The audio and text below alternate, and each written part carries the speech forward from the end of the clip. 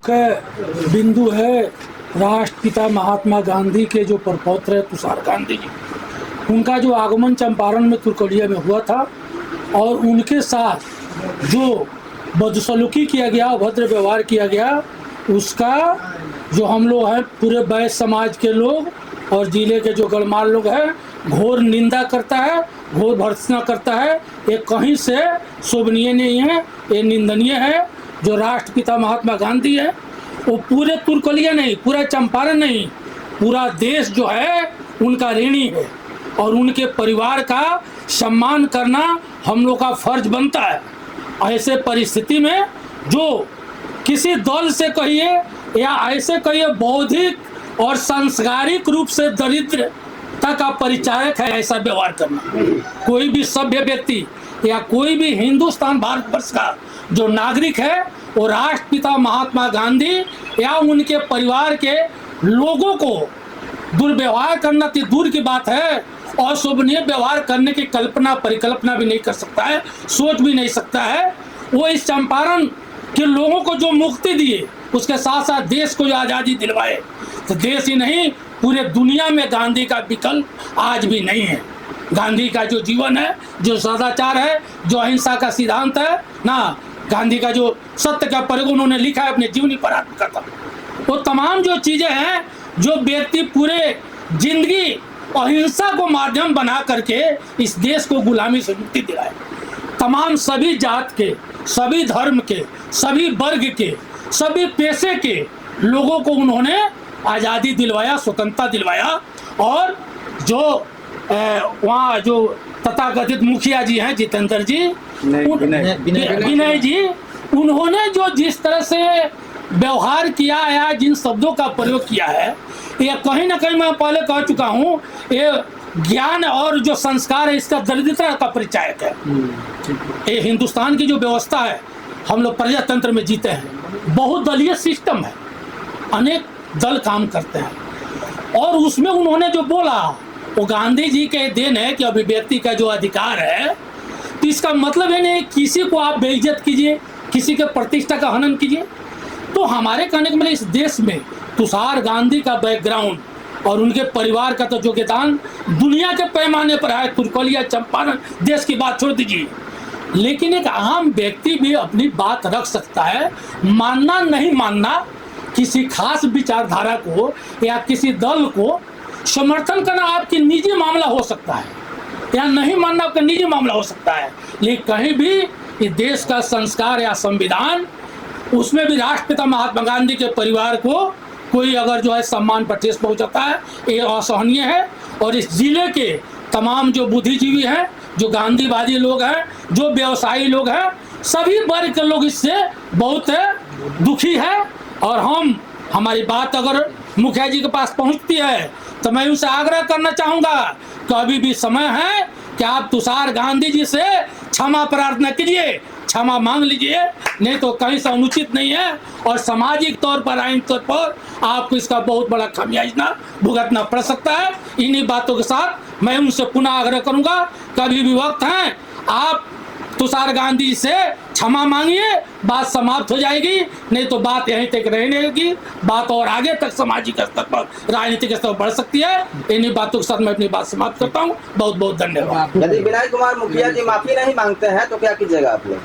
विनय जी अगर माफ़ी नहीं मांगते हैं तो सार्वजनिक तौर पर उनका बहिष्कार किया जाएगा और उनके बातों को पूरे समाज में फैलाकर उनसे मजबूर किया जाएगा कि इस बात के लिए वो माफ़ी मांगे। क्योंकि तुषार गांधी और महात्मा गांधी के प्रपौत्र इस धरती पर आए और ये धरती जो है अपने मेहमानों का स्वागत और वो मानती है। उनको इस टाइप का भाषा का प्रयोग नहीं करना चाहिए था, क्योंकि महात्मा गांधी का हम लोग जहाँ सुने हैं, ज़्यादा हम लोग पढ़े नहीं हैं, लेकिन सुनते हैं कि इस देश को आज़ादी दिलाने में महात्मा गांधी का अहम भूमिका थी। और उस महात्मा गांधी को ये देश तो मानता ही है, अन्य देश में भी कई जगह उनका प्रतिमा लगा है, जहाँ यहाँ से नेता लोग जाते हैं तो वहाँ माला अर्पण करते हैं। उस महात्मा गांधी के प्रपौत्र को अपमान करना कहीं से ही शोभनीय नहीं। उनको इस बात के लिए माफ़ी सार्वजनिक तौर पर मांग लेना चाहिए। प्रेस कॉन्फ्रेंस बुला है, क्या मकसद है, क्या वजह है? देखिए, माननीय मुखिया विनय जी और उनके पत्नी भी मुखिया रही है, पढ़े लिखे व्यक्ति हैं। कोई भी पढ़े लिखे व्यक्ति इस तरह का घटना को करता है तो ये बहुत देश के लिए दुर्भाग्यपूर्ण है। एक अनपढ़ गंवार कोई व्यक्ति इस तरह का घटना कहे जाहिल हो तो उसको सोचा जाएगा कि जाने दीजिए चाहिए। ग्रेजुएट व्यक्ति इस तरह का करे, 3 बार मुखिया रहे उनके पत्नी, तो ये बहुत अशोभनीय है। जबकि जानते हैं कि तुषार गांधी जो महात्मा गांधी के पौत्र हैं, उनका कार्यक्रम पहले से फिक्स था, किस पॉइंट पर था, किस तरह था। तो मान लीजिए आप किसी पार्टी से ग्रसित होकर किसी खास व्यक्ति के आप एजेंडे को लेकर चलकर उनको बुलाए हैं, तो घर पर भी बुलाए हुए मेहमान को भी कोई बेइज्जत नहीं करता है, जानता है कि अतिथि और भगवान।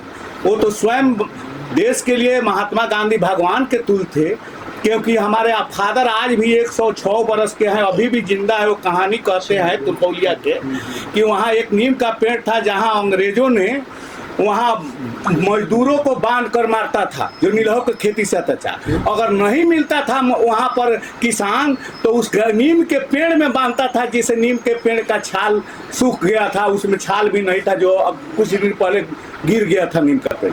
तो मान लीजिए वैसे महान व्यक्ति को इस तुरकौलिया के धरती पर आए और यही तुरकौलिया के लोग ने सम्मान किया। आप माननीय मुखिया होकर उस चीज़ को आपने कलंकित होने का काम किया, ये अशोभनीय बात कहीं तरह से जायज़ नहीं है। इसलिए मैं आपसे आग्रह करता हूँ, आपके पास थोड़ा भी बुद्धि और विवेक, आप मुखिया हैं और इस चंपारण की मान सम्मान रखना चाहते हैं तो आप सार्वजनिक रूप से इसके लिए माफ़ी मांगिए और कहिए कि हमसे बड़ी भूल हो गई है, अन्यथा भविष्य में इस तरह की घटना नहीं होगी। हम किसी के बहकावे में आ गए चाहे किसी तरह का। पिछले रोज जो घटी ये उनको कहीं ना कहीं मेंटली बीमारी है। उनको गांधीवादी का मतलब क्या होता है उनको पता ही नहीं है। मुखिया तो बन गए, जैसे तैसे बन गए। गांधीवादी का मतलब होता है कि लोगों को जागरूक करना और सत्ता के खिलाफ आवाज़ उठाना और लोगों को प्रति जागरूक करना, ये तो गांधीवाद का, लेकिन उनको पता ही नहीं है। उन्हें सार्वजनिक रूप से उनको माफ़ी मांगना चाहिए, सभी के सामने में आकर कि भाई हमसे गलती हो गई, जाने अनजाने में हमने बोल दिया, या किसी के बहकावे में आकर के उन्होंने बोल दिया होगा, या अप्रिय जो मानव शरीर को नहीं खाना पीना चाहिए, अगर हो सकता है वैसा अगर खान पान कर लिए होंगे उस समय, अगर उसके बंद होने के बाद भी अगर कुछ अप्रिय जो नहीं खाना है, जो वर्जित है, वो भी अगर खा पी लिए होंगे, अगर उसके लिए केस में भी आकर के उनको माफ़ी मांगना चाहिए और उनको जाकर किताब पढ़ना चाहिए कि गांधीवादी किसको कहते हैं, गांधीवादी का मतलब क्या होता है, उनको माफ़ी मांगना चाहिए। यही मेरा बात है। आज का प्रेस कॉन्फ्रेंस जो बुलाया है उसका मुख्य वजह क्या है कि आप लोग प्रेस कॉन्फ्रेंस बुलाया था? आज के प्रेस कॉन्फ्रेंस के मुख्य वजह में जो हमारे अभिभावक वैश्य समाज के पूरे जिले के अभिभावकगण हैं, उन्होंने विस्तार से आपको बताया है, इसलिए मैं विस्तार में नहीं जाना चाहूँगा। मैं कम शब्दों में उसको ये करना चाहूँगा कि जिस प्रकार से जो है गांधी जी का जो थीसिस है पूरे वर्ल्ड में उस पर रिसर्च होता है। पूरे वर्ल्ड में जहाँ तक मुझे समझ है 135 कंट्री है, उसमें 127-28 कंट्री में जो गांधी जी की प्रतिमा लगी हुई है।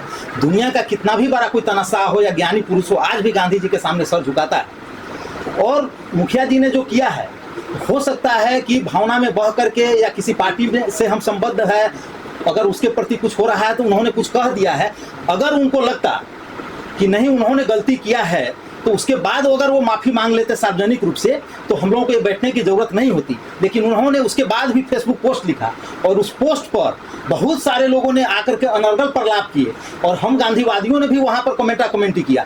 तब मुझे लगा कि जिस तरह से जो है गांधीवाद आज जिंदा है, उसी तरह से गोडसेवाद भी आज भी जिंदा है और उस मुखिया जी के रूप में गोडसे आज भी जिंदा है। जिस तरह से गांधी जी की हत्या गोडसे ने की, उस तरह से जब भी इस तरह से गोडसे के मनोवृत्ति को कम नहीं किया गया, उसको अंकुश नहीं लगाया गया, तो ये गांधीवाद और गोडसेवाद में जो है पूरे भारत में एक अलग सी क्रांति आ जाएगी। इसको लेकर के जब वो कमेटी को मैंने देखा तो मुझे लगा कि नहीं, उनको गलती करने के बाद एहसास नहीं है। तो फिर गांधी जी ने हम लोगों को जो आकर के यहाँ हथियार दिया, गांधी जी ने सत्य अहिंसा का हथियार दिया, सविनय अवज्ञा का हथियार दिया और आज के डेट में संवैधानिक अधिकार है और संविधान के जरिए तो हमें लगा कि नहीं, इसके ऊपर कानूनी कार्रवाई होनी चाहिए।